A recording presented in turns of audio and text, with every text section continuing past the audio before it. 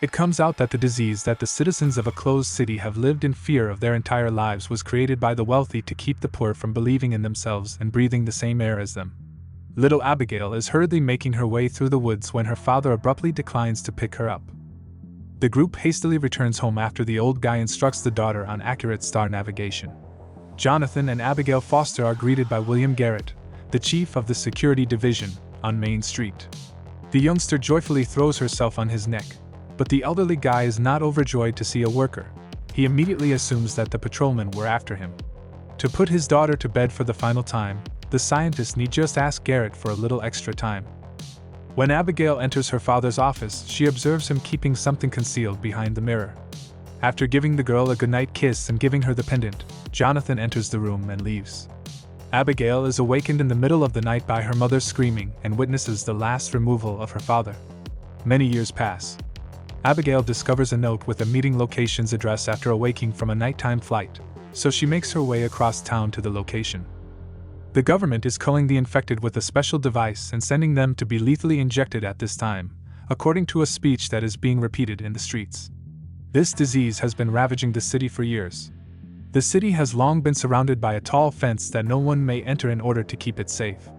A curfew is imposed in the city as dusk approaches, but two groups of troublemakers, young people from wealthy and underprivileged backgrounds, assemble outside the town. The majors boast that they are holding a poor boy hostage, but Abigail defends the child and makes a deal with Jan, the gang's leader. If she is the first to light the lantern on the top floor of the abandoned building, he will release the boy. If Jan is first, Abigail will become his hostage in place of his friend. The rivals' friends are captured by the patrol as they compete, but Abigail climbs to the top tower and lights the lantern on fire rather than running away or hiding. Once the security guard's disguise is taken off during their struggle, the daughter recognizes Uncle Roy as the friend who deceived her father. She recalls a time in her early years when Roy and elderly Jonathan were revealed to each other's secrets. Her mother interrupts Abigail's recollections by bringing up Frontier Day. Despite Margaret's request, her daughter refuses to leave her bed because she is terrified someone will come looking for her. Abby only has to consent when her mother draws attention from onlookers who are trying to embarrass the slack-jawed girl. Abby steps outdoors, and a patrolman immediately follows her. As she gets home, she hides in a corner, while her mother drops an earthen pot on the head of the person behind her. Margaret becomes terrified and begins to pack her belongings. But her daughter reassures her that Roy won't do that because he is also breaking the law by visiting his wife. He was also abducted on the same day as Jonathan, therefore there is a possibility that the elderly man is still alive. Once Roy regains consciousness, he must respond to questions in order to prevent the women from learning his dreadful secret. In the evening, Abby and Margaret attend a Boundary Day celebration. The girl flees and makes for the underground while the audience is interested in the speech using a map she obtained from Roy's interrogation. Along the way, Abigail unwittingly witnesses Garrett firing people who don't answer his questions during an interview.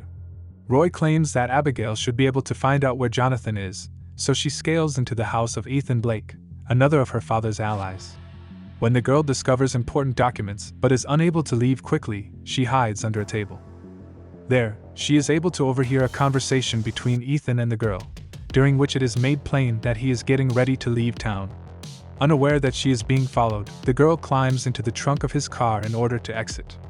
A man in a cloak blocking Blake's road is unidentified, and he is armed. Ethan must inform the checkpoint that the truck full of people is his security after he kidnaps the counselor. The vehicles halt in front of the structure housing the afflicted captives. Abby exits the trunk as Ethan and the guy leave and searches around until finding a massive flying vehicle where the wealthy government officials reside. Abigail discovers the prison's entrance while sneaking inside, but when she is discovered and returns to the street, a dreadful scene is unfolding with bodies flying in a cloud of smoke, and it is incredibly unclear who and with whom is fighting. The girl stumbles to the ground after being struck by an odd brightness. A hooded stranger picks her up and carries her off the battlefield, but the father-daughter pendant that got into someone's hands is left in the snow. She remembers the day she spent with her father when he took her to the wall, but the old man refused to talk about what was behind her, changing the conversation to a story about a king who did not want anyone else's eyes to shine but his. Abigail is brought to the camp, but she never regains consciousness. Abigail wants to flee after awakening, but once she is outside, she realizes she is in a magnificent, magical, and compassionate world. Spencer approaches the young woman. The girl is one of those whose gifts have been awakened, and she now finds herself in a world of equally endowed people that the security department is seeking to get rid of. He promises to teach her everything. The new girl is introduced to Marcus, the town wizard, by Spencer. There, Abby discovers that the outbreak is a hoax created by the authorities to seize power away from people who have a specific talent. An eccentric inventor named Norman appears to the store. He performs a performance for his visitor on the pages of a book, but Marcus chases him away and tells him to mend a device. Curiosity drives Abby to take the object without asking first, accidentally sending sparks flying down the street as she does so. The announcement that the faceless guys are arriving causes panic on the block. Only a few people wearing poor man's suits are left on the enchanted street, which in a matter of seconds transforms into a neighborhood of slime. The patrolmen depart because they don't want to get dirty, and the neighborhood starts to come alive. Spencer halts Bale and requests that he coach Abby, who the elderly man claims has amazing power. When the girl is taken into the hallway, she notices her father's image on a booth that also displays images of criminals. She lacks time to speak with the rebels about it. She has a little window of time from Bale to prepare and begin training. Bale forbids Abby from taking part in the war after she fails the training. The man informs his visitor that he would personally report her in to the inspector for trying to flee after learning who her father is. Abigail recalls her father showing her a mirror image of herself as an adult. She visits Spencer, who must teach her how to harness her gift, after giving it some thought. The elderly man describes the miraculous tools to her, occasionally forgetting what he had said. Abby thinks about her father's mirror when the elderly guy demonstrates the hiding spot in the wall to her. Bale questions the patrolman again and quarrels with the envious Stella after the girl flees without telling him why she needs it. Abby discovers her father's papers and an odd thing within the stash when she opens it. When Margaret enters the room, she is still trying to figure out what it is after having some time to worry a lot about her daughter. She shares with her mother all that she has discovered regarding her father's locket. Abby understands that he has been suppressing her strength for all these years so that she won't be identified as afflicted. Abigail informs her mother that she would be looking for her father. Margaret worries about her daughter but lets her go nevertheless, wishing she would pay attention to her intuition. As the girl finds Roy, she demands that he tell her about the location after showing him drawings of her father. It comes out that every gifted person is being detained in a unique prison because, if they are killed, the gift will be released back into the community. Abby sets up the trader's meeting with her at midnight so he may take her via the tunnels to the flying car that will transport her to the prison under threat of blackmail. As Abby returns to the rebel camp, she informs them about the prison and offers to attack it with them. However, Bale urges the girl to stop talking. Bale follows the child away with no intention of following her plans since he doesn't trust the daughter of Foster, the inventor of the diagnostic tool. At midnight, a black automobile arrives for Abigail after Roy betrays her. After Abby declines Garrett's invitation to join the security team and show the girl her locket, he gives Roy the order to kill her. Garrett kills Roy in one strike as punishment for his refusal, and Ethan gets the chance to kill the girl. He readily agrees, unlike his colleague, but Bale steps in to protect Abby by razing the ground and destroying the Faceless. Garrett uses a unique technology to stun the man, and when he is unable to flee, he raises him above the ground. This time, Abigail has to save her friend, and she carries his injured body back to the camp afterward. Abby steps in to take over for Marcus and cares to her injured pal. A device the girl discovered in her father's cache helps the pair, who are now arguing when the kid regains consciousness, come to an understanding. Bale explains that because they swapped sides with the government years ago, and there is a fairy hidden inside the device, they are unable to release her into the outside world.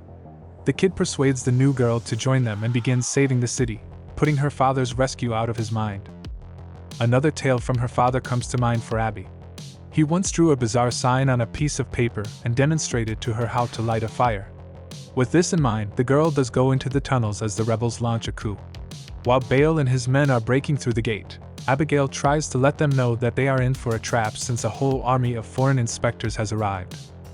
While the leader is driving the men away, terrible spells are already being cast in their direction. On the street, chaos breaks out as groups of opponents scramble in different directions, shooting at one another. Abby is caught in a tight spot and is being shot at from all sides when she uses her special abilities to instantly wipe out an entire squad. Bale then fires a beam into the sky to alert the villagers to the start of the battle.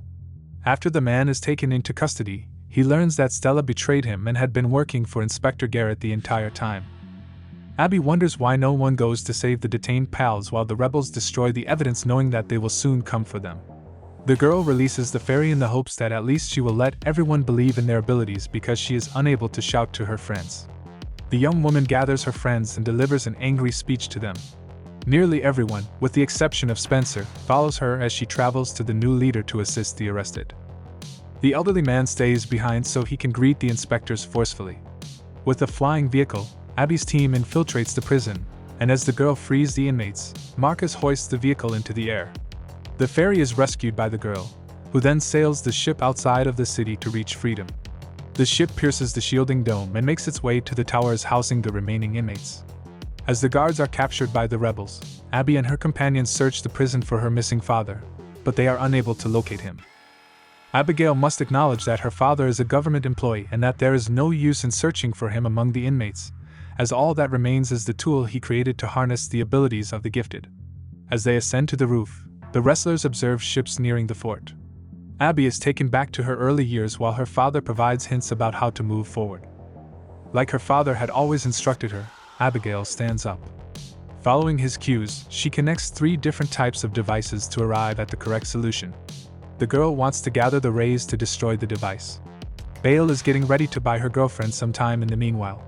When faceless intruders are trapped in a smoke trap and begin to fall one by one, Garrett enters the room and dispatches the rebels with ease, eliminating nearly the entire squad. Abigail returns to her father in flashbacks after something goes wrong to seek his assistance. The elderly guy explains to his daughter how he destroyed himself in a flashback so he wouldn't aid Garrett in destroying the special ones. Garrett seriously hurts Bale. Stella shields the inspector with her body as he prepares to kill the rebel. The instant Bale kills Garrett, Abby deciphers her father's most recent puzzle and finds a means to disable the gadget. The city is hit by a tsunami that releases individuals. Abigail informs her father in her memory that she has succeeded and that a new chapter in the lives of the city, Abigail, and Bale has begun.